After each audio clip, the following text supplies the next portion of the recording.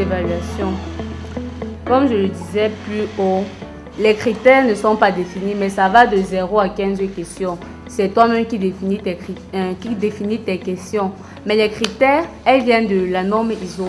La norme ISO n'ont pas d'exigences spécifiques. Ils peuvent vous dire que vous devez avoir une satisfaction du client, mais ne vous dit pas comment vous devez faire pour satisfaire le client. C'est à vous-même de vous poser maintenant des questions. Comment est-ce que je peux satisfaire le client? Arrivés au terme de leur 2e et 3e année de formation, ce sont 4 étudiants de l'Institut supérieur Galata International qui présentent leur projet d'intégration professionnelle ce vendredi 15 décembre 2023 au campus du dit établissement à l'avenue Kennedy dans la ville de Yaoundé. Ceci au terme d'un stage d'alternance d'imprégnation effectué à l'entreprise Vulgaris basée en France. L'un après l'autre, ces apprenants des filières management, commerce et finance, génie informatique et télécom démontrent leur savoir-faire face à un jury en ligne et en présentiel constitué de 3 membres dont Lionel Ebengue Atega de la France, Aurélie Tombou et Ulrich Ngoyet, enseignant d'informatique. Nous avons été très ébahis par la quintessence de votre travail et nous vous félicitons une fois de plus pour le travail abattu. Vous avez respecté le timing, bien évidemment. Vous avez peut-être fini avant, mais l'essentiel y était. Nous allons donner la parole au jury en ligne déjà pour quelques questions à votre endroit, question d'éclairer la lanterne de tout un chacun qui vous écoute. Vous avez la parole, monsieur Lionel. Et ensuite, la deuxième chose pour Gislain a été de représenter cette situation-là sur un environnement, sur une plateforme de jeu simulée pour finalement arriver à modéliser les interactions entre les personnes et trouver quels sont les axes qui permettent de... Il est 12h35 lorsque la première candidate, Varenne Chegan, s'installe. La jeune étudiante présente une application permettant d'évaluer la qualité de service rendu par des entreprises. Objectif, la satisfaction des clients. Ce qui m'a motivé dans le thème de mon projet, c'est parce que la plupart des entreprises au Cameroun, plus précisément des petites et des moyennes entreprises, d'abord pour un premier temps, même des grandes entreprises, il ne faut pas forcément des services de qualité. Pour arriver à ce projet, je me suis dans un premier temps d'abord assez documentée pour le projet. J'ai également vu ma propre expérience, essayé aussi de me renseigner, parce que c'est que forcément les gens ont eu des cas similaires, un peu palpables. 30 minutes plus tard, place à Gisnom Belamboutou. Son bébé, Societalis, est une application qui diagnostique et corrige l'absence de cohésion entre les individus dans une entreprise. Ceci dans le but de permettre de fameux résultats.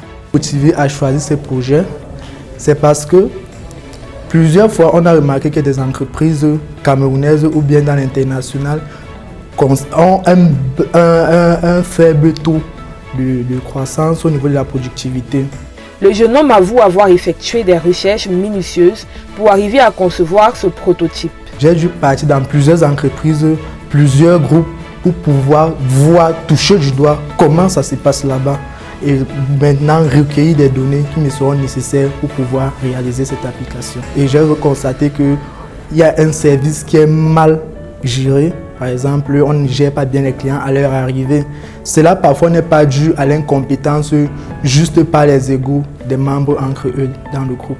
Dans la même optique, Clara Silachom a conçu Minoris, une plateforme d'évaluation des industries extractives au Cameroun. Ce qui a motivé ce sujet, c'est les impacts visibles des activités des industries minières au Cameroun sur l'environnement et sur les communautés locales. Par exemple, nous pouvons observer des cas à l'est où nous avons des habitats qui sont détruits, nous avons les sources de revenus des végétations qui sont détruites, nous avons des faunes terrestres et aquatiques qui sont également détruits. Et vu qu'il n'y a aucune solution numérique précisément qui est mise sur pied pour gérer cet aspect-là, c'est donc d'où vient la nécessité de ce projet. En consultant des rapports qui existent déjà, des rapports des activités, les différents codes, les différentes réglementations qui sont mises sur pied, des ONG qui publient des articles sur des faits réels qui n'ont pas été traités, également une descente sur le terrain et une assise avec avec des chefs carrières qui travaillent également sur les mines. C'est à partir de là que j'ai pu recenser les différentes données. L'application, une fois opérationnelle, fera grand bien à plusieurs entreprises. L'objectif du projet, minimiser l'impact des industries minières sur l'environnement et sur les communautés locales. L'application Mineris, la solution Mineris permet de suivre l'après-mine. C'est-à-dire, à travers Mineris, l'entreprise a la possibilité de suivre ce qui se passe après la mine.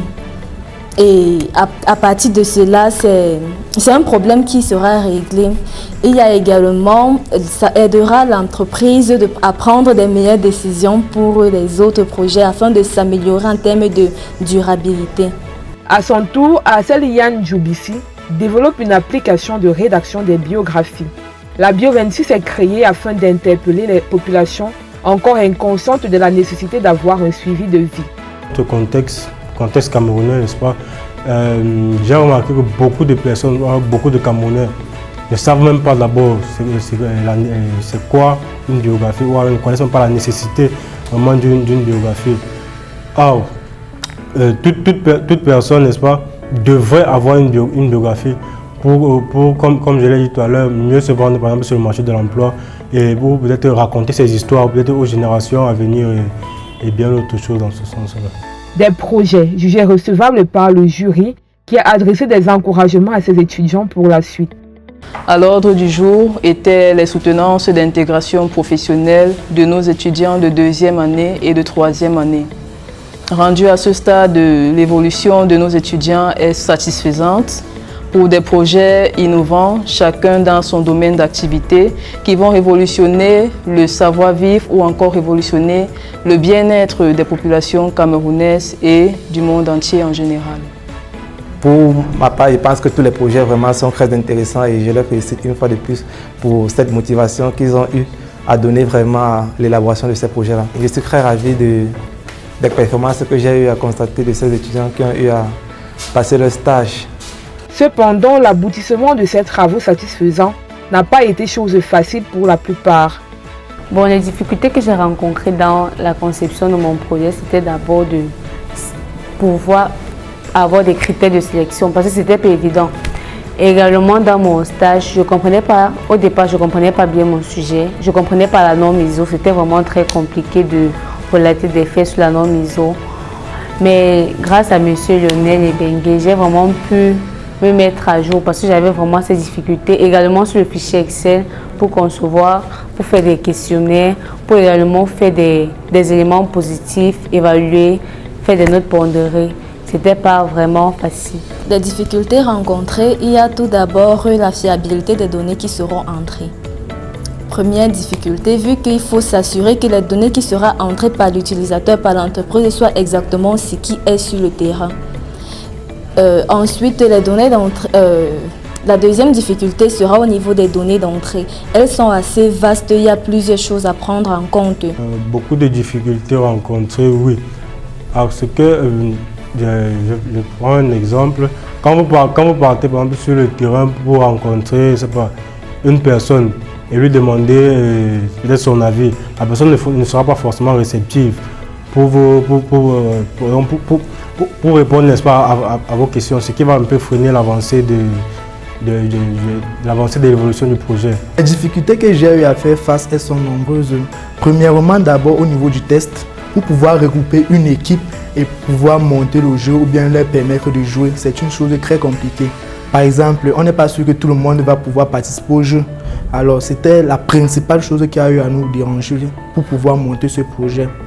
Beaucoup reste donc à faire pour que ces projets aient un avenir prometteur. Une chance pour eux d'être à l'Institut Kalata International qui, grâce à ces filières, offre à ses étudiants aux portes de l'emploi de nombreux débouchés.